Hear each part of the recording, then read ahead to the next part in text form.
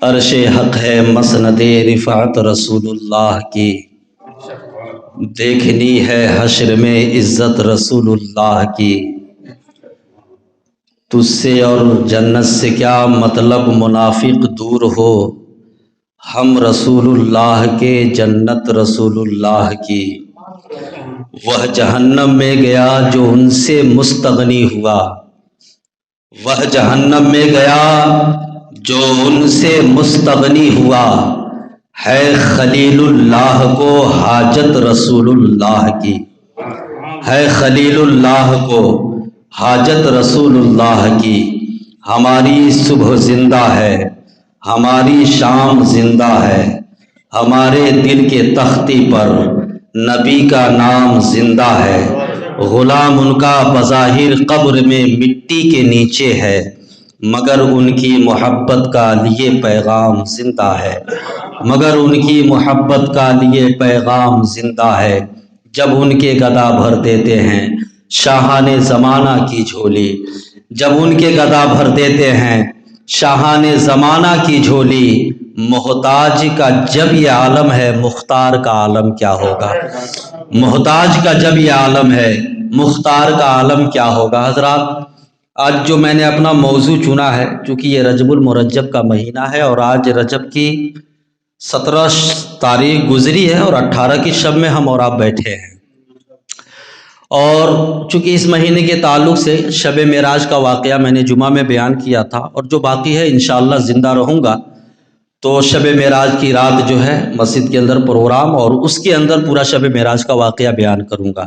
میں نے اس مہینے کے تعلق سے بتایا تھا کہ اس مہینے میں کس تاریخ کو کیا ہے، تو آپ بخوبی جانتے ہیں کہ ابھی جو ہے 6 تاریخ اس مہینے کی جو گزری اس کو ہم نے چھٹی کے طور پر عرس خواجہ غریب نواز منایا، اور آگے بڑھیے تو 13 رجب المرجب آج سے ٹھیک 4 دن پہلے اسی شہر دیوریا کے ایک مقدس اللہ کا ولی جس کو دنیا شہید عبدالغنی شاہ رحمۃ اللہ علیہ کے نام سے جانتی ہے، مانتی ہے، پہچانتی ہے، مدفون ہے، ان کا عرس منایا گیا۔ اور اسی تاریخ میں آپ جانتے ہوں گے کہ پوری بھارت سرکار نے گیزٹڈ چھٹی کا اعلان کیا تھا۔ کیوں؟ اس لیے کہ مولا علی کی ولادت کی تاریخ 13 رجب ہے، مولا علی کی ولادت کی تاریخ 13 رجب ہے۔ ابھی وہ تاریخ بھی ہمارے سامنے سے گزری ہے، تو میں نے جو اپنا موضوع چنا ہے شب معراج کو لے کر کے نہیں، تھوڑا سا ہٹ کر کے اللہ کے مقدس ولیوں کو لے کر کے۔ قرآن کہہ رہا ہے یا ایھا الذین آمنوا اتقوا اللہ، اے ایمان والو اللہ سے ڈرو، وکونوا مع الصادقین، اور سچوں کے ساتھ ہو جاؤ، سچوں کے ساتھ ہو جاؤ۔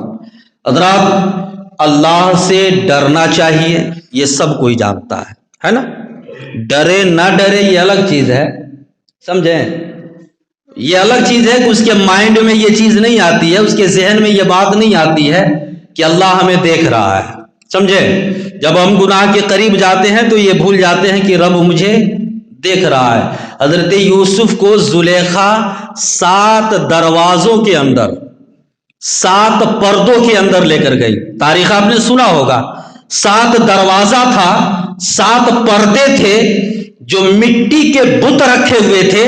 زلیخا نے ان بتوں کے اوپر چادر ڈال دیا تاکہ وہ بت نہ دیکھ سکے، جبکہ وہ دیکھ نہیں سکتے ہیں، دیکھنے سے مجبور ہیں، لیکن زلیخا نے اپنے عقیدے کے مطابق ان بتوں پر پردہ ڈال دیا اور یوسف کو بلایا، یہ یوسف میرے قریب آ جاؤ، کوئی نہیں ہے، 7 پردے کے اندر ہیں، 7 دروازے کے اندر ہیں، میرے قریب آ جاؤ۔ حضرت یوسف نے بہت پیارا سا جواب دیا تھا۔ حضرت یوسف نے کہا زلیخا تو اپنے اس بت سے حیا کھا کر اس کے منہ پر چادر ڈال کر مجھے اپنے قریب بلا رہی ہے، یہ بتا کہ میرا رب تو رگے جاں سے بھی زیادہ قریب ہے۔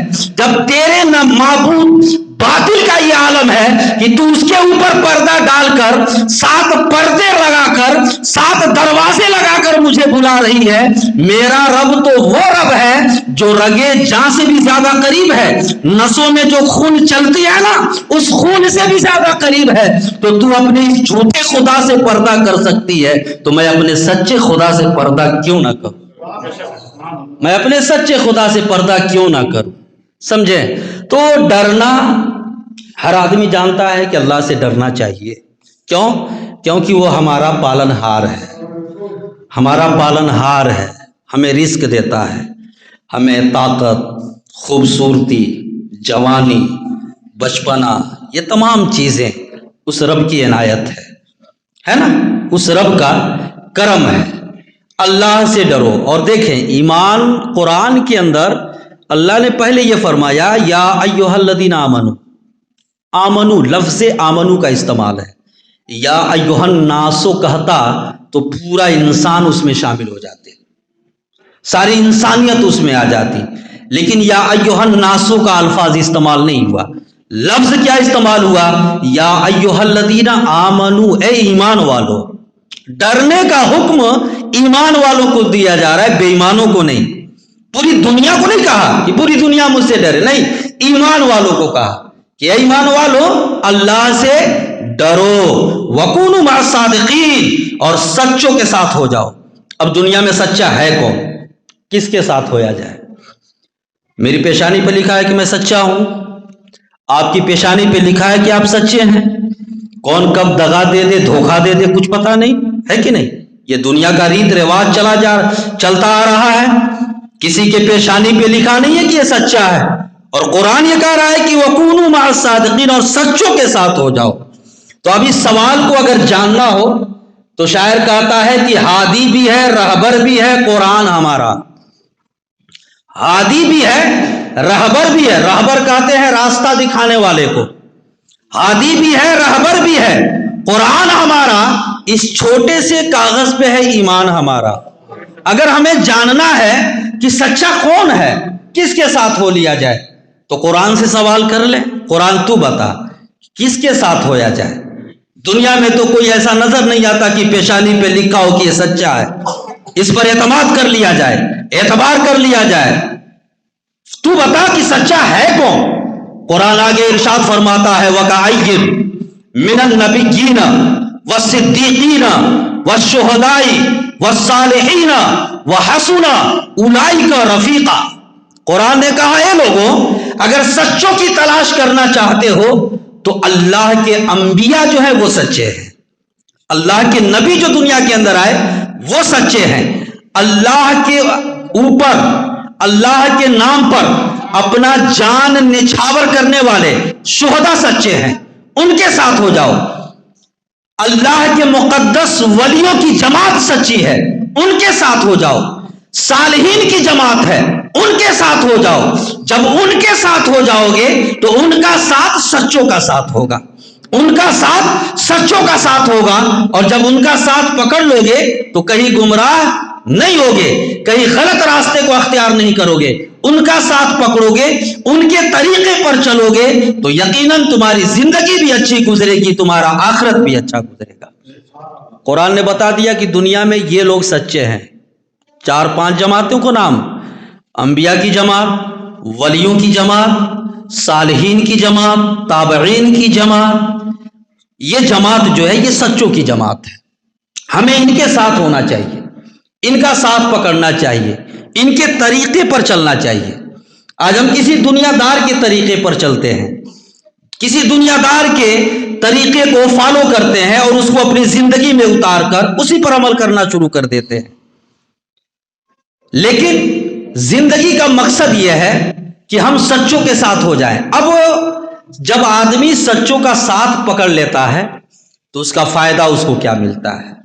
سچوں کا ساتھ اگر پکڑ لیا آدمی تو فائدہ اس کو کیا ملتا ہے؟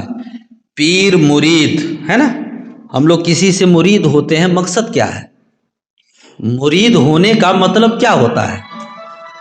مرید ہونے کا مطلب یہ نہیں ہوتا ہے کہ پیر صاحب نے توبہ کرا دیا اور کہہ دیا اور شجرہ لے لیے اور شجرہ لے کر کے آگے گھر بیٹھ گئے. مرید اس کو نہیں کہا جاتا ہے. مرید کا مطلب یہ ہے کہ پیر کے نقش قدم پر چلے، پیر کے نقش قدم پر چلے.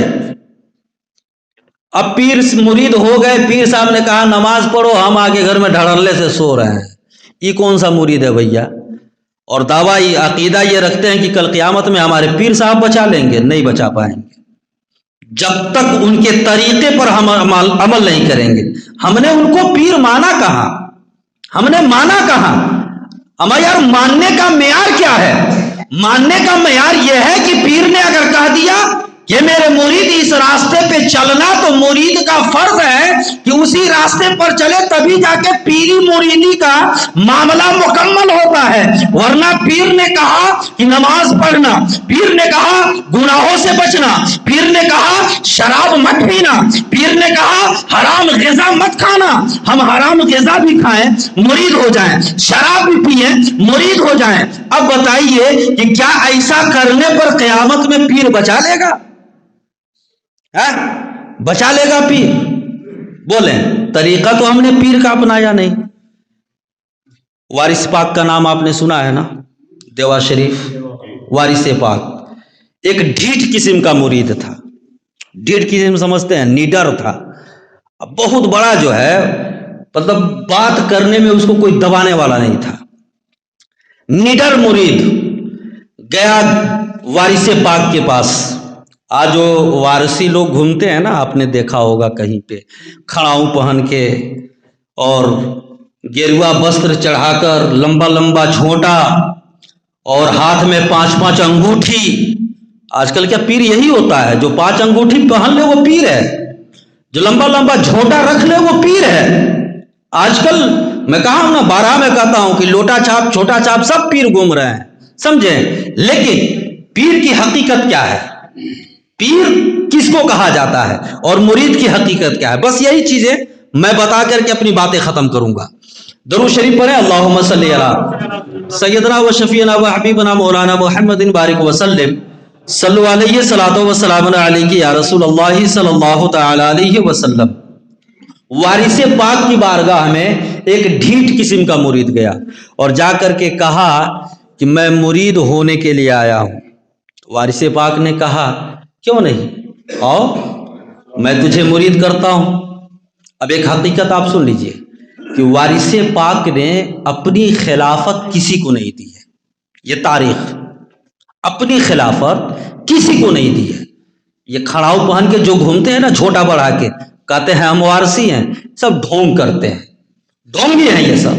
ان کو پتا نہیں کہ وارث پاک کی زندگی کیا تھی، وارث پاک کی زندگی کیا تھی، سمجھے. اور کسی کو خلافت نہیں دیا وارث پاک نے. اب گیا وہ ڈھیٹ قسم کا مرید، کہا حضور مرید کر لیجئے. کہا چلو کر لوں گا. کہا لیکن 2 شرط ہے. کہا کیا؟ کہا نماز نہیں پڑھوں گا. اب بہت بڑا بےہودہ آدمی، نماز نہیں پڑھے گا، مرید ہونے کے لیے آیا.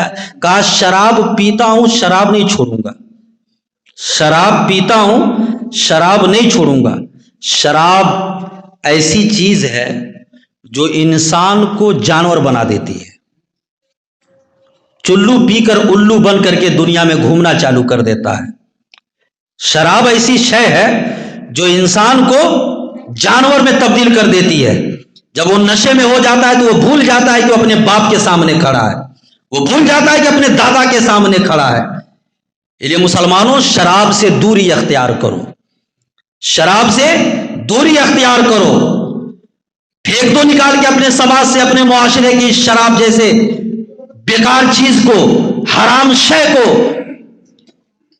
میرے دوستوں آتا ہے کہ جس نے ایک بار شراب پی لی 40 دن تک اس کی کوئی دعا قبول نہیں ہوتی ہے، کوئی دعا قبول نہیں ہوتی ہے.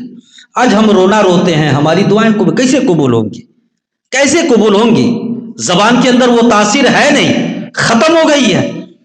میرے دوستوں اس نے کہا شراب پیتا ہوں، شراب نہیں چھوڑوں گا، مرید کریں گے. وارث پاک نے کہا چلو ایک شرط میری مان لو. کہا کیا؟ کہا پینا لیکن میرے سامنے مت پینا.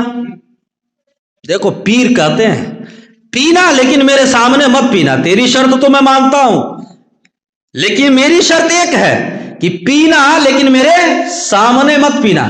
کہا ہی کون سی بڑی بات ہے، میں آپ کے سامنے تھوڑے آؤں گا پینے کے لیے، میں اپنے روم میں پیوں گا، اپنے گھر پہ پیوں گا. کہا ٹھیک ہے آؤ. وارث پاک نے مرید کر لیا اور مرید ہونے کے بعد گیا وہ شراب خانے. روزانہ 1 باٹل لیتا تھا، اس دن 4 باٹل لیا. کہا آج تو پرمیشن ملا ہے پینے کے لیے. روزانہ تو وداؤٹ پرمیشن پیتا تھا، آج تو سرٹیفکیٹ لے کر آیا ہوں اور بھی ایک اللہ کے مقدس ولی نے سرٹیفکیٹ دیا ہے، آج تو جی کھول کر کے پیوں گا۔ گھر پہ گیا، گھر والی نے جب دیکھا 4 باٹل تو سوچنے لگی کہ ایک پی کر آتا ہے تو اتنا ہنگامہ کرتا ہے، آج 4 پیے گا تو کیا کرے گا سمجھ میں نہیں آ رہا ہے۔ حضرات کہا سن دروازہ بند کر دے، آج پرمیشن لے کر آیا ہوں شراب پینے کی۔ کہا کہ کس نے دیا پرمیشن؟ کہا اللہ کے مقدس ولی وارث پاک نے دیا ہے، پرمیشن لے کر آیا ہوں، دروازہ بند کر دے۔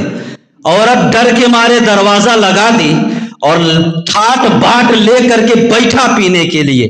جیسے ہی ڈھکن کھولا اور کھول کے چاہا کہ اپنے منہ میں لگا لوں، کیا دیکھا کہ سامنے وارث پاک بیٹھے ہیں، سامنے وارث پاک بیٹھے ہیں۔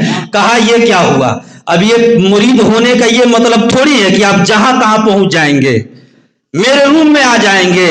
کہا کہ شرط یاد ہے؟ کہا ہاں یاد ہے۔ کہا تھا نا کہ میرے سامنے مت پینا؟ کہا ہاں یاد ہے۔ کہا ہٹا دو، شراب ہٹا دیا۔ کہا کہ بات تو ٹھیک ہے کہ آپ کے سامنے نہیں پیوں گا، لیکن یہ بتائیے کہ آپ بنا اجازت ہمارے گھر کہاں آئے ہیں؟ کہاں آئے ہیں؟ وارث پاک نے کہا تم جہاں پیو گے میں وہاں پہنچ جاؤں گا، تم جہاں پیو گے میں وہاں پہنچ جاؤں گا، شرط یاد رکھنا، میں نے تیری شرط مانی ہے، تو میری شرط مان۔ کہا کہ نہیں پیوں گا، ہٹا دیا بوتل، ہٹا دیا، سو گیا۔ صبح اٹھا، کہا گھر میں تو آ گئے، چلو اب ایسا راستہ اختیار کرتے ہیں، کہیں اور چلتے ہیں۔ اب کیا کیا؟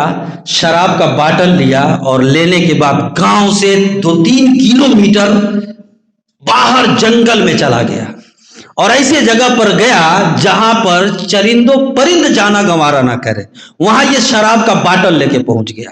چلو چلتے ہیں، وہاں تو نہیں آئیں گے، وہاں کون سے آئیں گے، گھر تو پہنچ گئے، یہاں کیسے آئیں گے؟ لیکن پیر کا معاملہ ہی الگ ہوتا ہے، الٹا ہی چال چلتے ہیں دیوانے گانے عشق، آنکھوں کو بند کرتے ہیں دیدار کے لیے۔ یہ ان کا معاملہ ہوتا ہے کہ وہ آنکھیں بند کر کے عرش معلیٰ دیکھ لیا کرتے ہیں، وہ آنکھیں بند کر کے سدرۃ المنتہا دیکھ لیا کرتے ہیں، وہ آنکھیں بند کر کے عرش اعظم کی زیارت کر لیا کرتے ہیں۔ یہ اللہ نے وہ پاور دیا ہے اپنے مقدس ولیوں کو کہ وہ بند آنکھوں سے وہ چیزیں دیکھتے ہیں جسے دنیا کبھی کھلی آنکھوں سے نہیں دیکھ سکتی ہے۔ حضرات گیا اور شراب رکھا، اور رکھنے کے بعد کہا کہ آج جی بھر کے پیوں گا، اس لیے رات کا پیا نہیں ہوں۔ باٹل کھولا، باٹل کھول کر جیسے ہی منہ سے لگایا، سامنے وارث پاک موجود تھے، سامنے وارث پاک۔ کہا مرید شرط یاد ہے؟ کہا حضور یاد ہے، لیکن میں یہ نہیں جانتا تھا کہ آپ جہاں تہاں پہنچ جائیں گے، میں جہاں پیوں گا آپ وہاں پہنچ جائیں گے۔ کہا کہ شرط یاد ہے نا؟ باٹل ہٹا دے۔ کہا توبہ کرتا ہوں، آج کے بعد قسم کھاتا ہوں اس رب ذوالجلال کی جس کے قبضے قدرت میں میری جان ہے، آج سے شراب کو ہاتھ نہیں لگاؤں گا، آج سے شراب کے قریب نہیں جاؤں گا، آج سے شراب کو اپنے لبوں سے نہیں لگاؤں گا۔ قسم کھا لیا، توبہ کر لیا، چھوڑ دیا شراب۔ سمجھے؟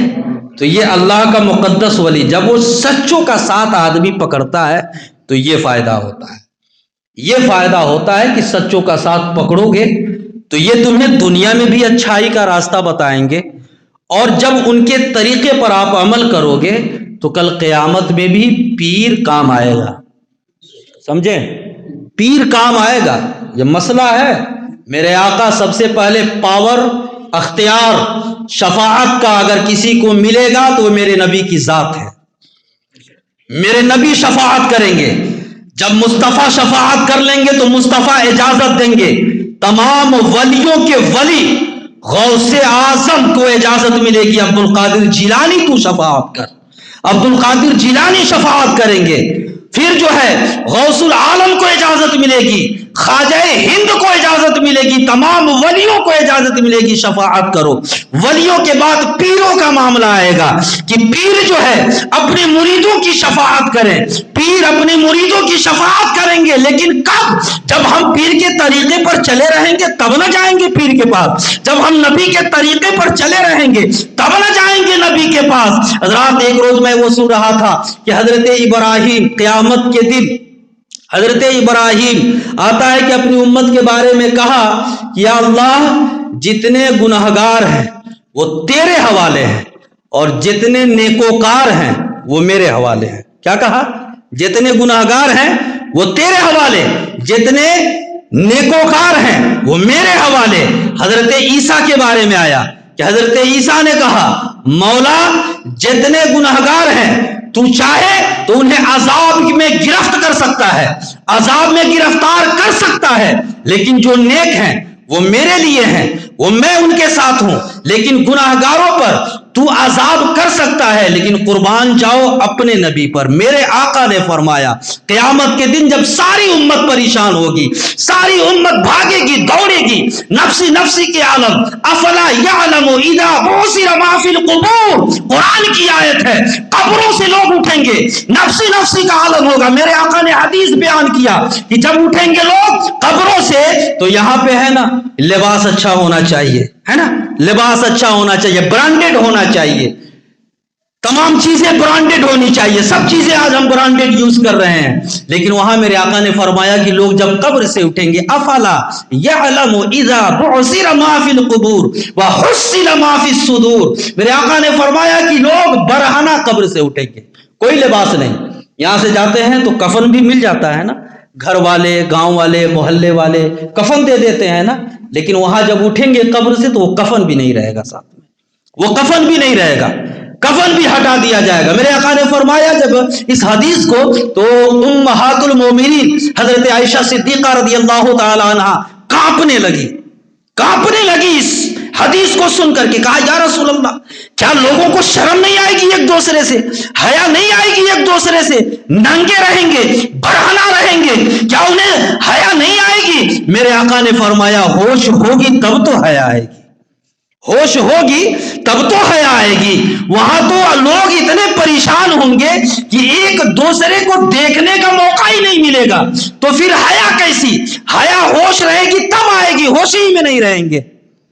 میرے دوستو وہاں پہ جب پریشان ہوں گے نا تو ساری امت، میرے آقا آتا ہے کہ میرے آقا ایک کونے میں بیٹھ کر کے آواز دیں گے انا لہا، آؤ میرے پاس، میں تمہاری شفاعت کراؤں گا، میں تمہاری بخشش کراؤں گا، میں اللہ کی بارگاہ میں تیرا عریجہ لے کر جاؤں گا، اپنی پیشانی کو مصطفیٰ زمین پر سجدے کی حالت میں رکھ کر کے یہ دعا مانگیں گے رب حبلی امتی، اے رب میری امت کو بخش دے، اے رب میری امت کو بخش دے۔ قرآن میں اللہ نے کہا یہ محبوب اللہ آپ کو اتنا دے گا کہ آپ راضی ہو جائیں گے، قرآن کے اندر رب نے کہا اللہ آپ کو اتنا دے گا کہ آپ راضی ہو جائیں گے۔ میرے آقا حضرت ابراہیم نے کہا کہ گناہگار تیرے حوالے، نیکوکار میرے حوالے۔ حضرت عیسیٰ نے کہا گناہگار مولا چاہے تو اسے عذاب دے سکتا ہے، جو نیکوکار ہے میں ان کے ساتھ ہوں، وہ میرے ساتھ ہے۔ میرے آقا نے فرمایا کہ مولا گناہگاروں کو مجھے اپنی دامن میں دے دے، اور جو نیکوکار ہیں اسے تو لے لے، اس لیے کہ جو نیکوکار ہیں وہ تیرے عدل سے جنت میں چلے جائیں گے، لیکن جو گناہگار ہیں انہیں میرے حوالے کر دے، میں انہیں اپنے دامن میں پناہ دے دوں گا، میں انہیں اپنے دامن میں جگہ دے دوں گا۔ مصطفیٰ پیشانی جھکائیں گے، رب حبلی امتی، آواز آئے گی میرے محبوب پیشانی کو سجدے سے اٹھا لے، پیشانی کو سجدے سے اٹھا، مانگ دیا جائے گا، جو مانگنا ہے مانگ، عطا کیا جائے گا۔ مصطفیٰ فرمائیں گے رب امت گناہگار ہے، بخش دے، بخش دے۔ آواز آئے گی محبوب میں نے تیری امت کی بخشش کر دی، گناہگاروں کو بخش دیا۔ یار ہر قدم پر میرا نبی پوری زندگی روتے رہے، کس غم نے رلایا؟ کس غم نے رلایا؟ دولت کا غم تھا؟ شہرت کا غم تھا؟ نہیں، امت کا غم، امت کا غم، امت کے غم میں روتے رہے، ہمہ وقت امت کی یاد، ہر قدم پر امت کی یاد، ہر قدم پر امت کی یاد۔ آتا ہے نا حضرت اسرائیل ایک بار آئے میرے آقا کی بارگاہ میں اور آ کر کے کہا، میرے آقا کے سامنے سلام پیش کیا۔ میرے آقا نے پوچھا اسرائیل یہ بتا کہ تو روح نکالتا ہے لوگوں کو کیسے نکالتا ہے؟ میرے آقا نے پوچھا تھا، دل پہ ہاتھ رکھ کے سننا میرے دوستوں، میرے آقا نے پوچھا اسرائیل بتا تو لوگوں کی روح نکالتا ہے کیسے نکالتا ہے؟ حضرت اسرائیل نے کہا یا رسول اللہ کسی کانٹے دار درخت پر کانٹا ہو، ببول کا کانٹا ہو، بیر کا کانٹا ہو، اور اس پر ململ کے کپڑے کو ڈال دیا جائے۔ غور کریں گے، یہ حدیث بڑی باریک ہے، غور سے سنیں گے۔ मलमल का कपड़ा देखे होंगे आप लोग ना, काफी मुलायम होता है, मलमल के कपड़े को डाल दिया जाए। कहा हाँ, कहा फिर उसको खींचा जाए, फिर उसको खींचा जाए तो उसके जो रेसे होते हैं ना वो कांटों से फंस जाते हैं, और कपड़ा तो आ जाता है लेकिन रेसा कांट के साथ रह जाता है, कांटे के साथ रह जाता है। या रसूलल्लाह, मैं रूह भी निकालता हूं तो इसी तरीके से निकालता हूं। मेरे आका रोने लगे, मेरे आका के आंखों में आंसू आ गए, मेरे आका रोने लगे। कहा इजराइल ने पूछा, या रसूलल्लाह आप रो क्यों रहे? कहा इजराइल, जब मेरी रूह कब्ज करने आना तो मेरी पूरी उम्मत का जितना भी रूह कब्ज करना, उन सारों का जो सख्ती होगा ना, मेरी पूरी उम्मत की मौत की सख्ती को मेरी रूह निकालने पे इस्तेमाल कर लेना, लेकिन मेरी उम्मत की रूह आसानी के साथ निकालना, आसानी के साथ निकालना। कौन ऐसा मुशफिक होगा, कौन ऐसा कर्म करने वाला होगा, कौन ऐसा करीम होगा? हजरात, वो हमारे नबी हैं जिनके हम कलमा पढ़ते हैं, जिनका हम कलमा पढ़ते हैं, दावा करते हैं कि मुसलमान हैं, रसूल का कलमा पढ़ते हैं, लेकिन अफसोस है, हैफ है मुसलमानों की आजकल की जो जिंदगी है, उस जिंदगी पर कि आज हम उस नबी के फरमान से कोसों दूर हैं। यकीनन वक्त होता तो बातें और भी होती, लेकिन घड़ी की सुई जो है वो काफी ऊपर जा चुकी है और इशा का वक्त भी हो चुका है। तो लिहाजा मैं अर्ज कर रहा था, वकूनू मास सादिकीन, और सच्चों के साथ हो जाओ। जब सच्चों का साथ आदमी पकड़ता है तो उसका फायदा उसको मिलता है। तो दुनिया के अंदर अगर हम किसी से मुरीद हैं तो अपने मुरीद के कानून को फॉलो करें, अपने पीर के कानून को फॉलो करें, पीर ने जो तरीका बताया है उस तरीके पर अमल करें। और सुनिए, पीर होने के लिए 4 शर्तें होती हैं, वो चारों शर्त मैंने बयान किया है। और सबसे बड़ी शर्त यह है कि पीर का आलिमे दीन होना चाहिए, समझे, आलिमे दीन होना चाहिए, और उसका वसीला मुत्तसिल बिल मुस्तफ़ा होना चाहिए, समझे।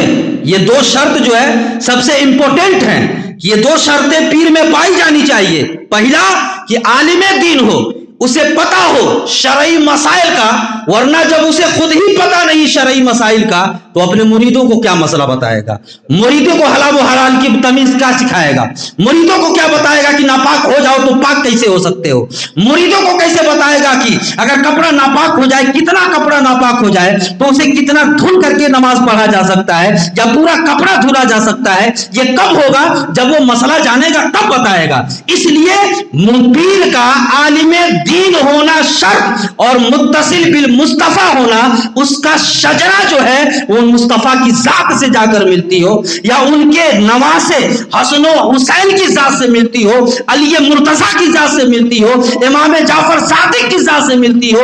ये तमाम लोग जो है वो अहले बैते अतहार हैं, और जिसका शजरा उनसे जाकर मिले वही कामिल पीर है, वही कामिल पीर है, और उसी से मुरीद होया जाए, समझे। ये शर्त आप लोग नोट कर लें, वरना छोटी छोटी दाढ़ी रख कर फासिक बनकर कोई पीर आ जाए, 5 गो अंगूठी पहनकर लंबा लंबा झोटा बढ़ाकर पीर आ जाए और कहे कि मैं पीर हूं, तो आजकल दुनिया उसी पीर को अच्छा समझती है। आज की दुनिया जो है ये दौरे जाहिलियत है, और उसी पीर को ये असल पीर समझते हैं जिसका झोटा बड़ा हो, जिसका झोटा बड़ा हो। जबकि झोटा जो है ये पट्टा जो बाल होता है ना, पट्टे का बाल रखना, ये सुन्नते रसूल है, सुन्नते रसूल है, उसका तरीका है। आजकल के जो पीर साहब लोग रख रहे हैं वो तरीका ही उनका अलग है। वो लंबा लंबा झोटा और बढ़ा करके अंगूठी, मर्द के लिए केवल 1 अंगूठी जायज है, वो भी कितना 4.5 मासे, है ना, ये जायज है। अब आजकल का पीर है, देखा जा रहा है 5-5 गो अंगूठी पहना है, अब बड़का बड़का पत्थर लगवा के पहना है ना, गले में कंठी पहना है, और बनकर फिर रहा है पीर, और लोग उसके मुरीद हो रहे हैं और उसी के कायल हो रहे हैं। दाढ़ी उसकी शरीयत के हिसाब से नहीं है, लिबास उसका वज़ाक़ता जो है उसका शरीयत के हिसाब से नहीं है, और उसे हम पीर समझ बैठे। याद रखें कि पीर की पहचान जो मैंने बताया, ये चीजें पीर के अंदर होनी चाहिए। आलिम हो, मुत्तसिल बिल मुस्तफा हो, अगर ये चीजें पीर के अंदर है तो उससे मुरीद होइए, उससे मुरीद होकर उसके तरीके पर अमल कीजिए। पीर जब मुरीद जब होंगे तो पीर तरीका बताएगा, और तरीका बताएगा, उस तरीके पर जब अमल करेंगे तो इंशाअल्लाहुल अजीज وہ پیر دنیا کے اندر بھی آپ کے کام آئے گا اور کل قیامت کے دن بھی وہ کام آئے گا. سمجھے نا؟ یہ چیزیں ہونی چاہیے.